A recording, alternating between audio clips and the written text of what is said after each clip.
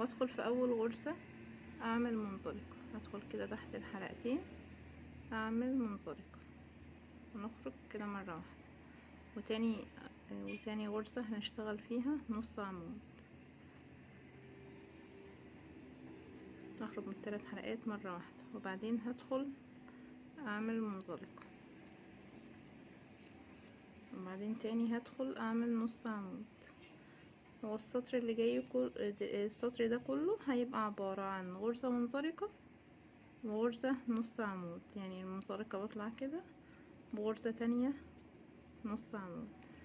كمل بقى السطر كله بنفس الطريقة، غرزة منزلقة غرزة نص عمود. ولازم ادام بدأنا بمنزلقة يبقى الدور هينتهي بمنزلقة. كمل الدور ونرجع.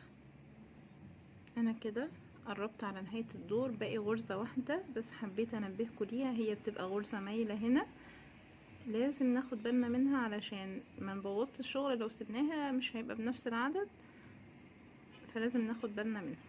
كده انا قفلت منزلقة، يعني انا بديت الدور بمنزلقة ونهيته بمنزلقة. هي شكل الغرزة بيبقى كده، شكلها لذيذ قوي، وخصوصا هتبان اكتر لما نكمل بقية الادوار.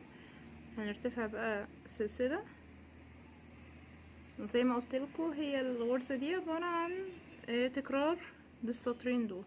السطر ده بقى هنشتغل حشو بس في الحلقة الخلفية، يعني هنا السلسلة ليها حلقتين، الغرزة ليها حلقتين، انا هدخل هنا في الحلقة الخلفية واعمل غرزة حشو، وبعدين اللي بعديها هدخل برضو في واعمل غرزة حشو، واللي وراها هدخل في الحلقة الخلفية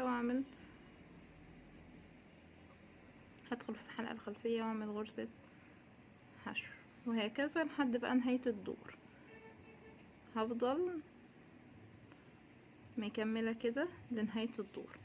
بعد ما خلصت الدور ده هدخل بقى يعني هعمل السطر اللي بعديه، السطر الرابع، غرزة منزلقة وغرزة نص عمود، غرزة منزلقة وغرزة نص عمود. انا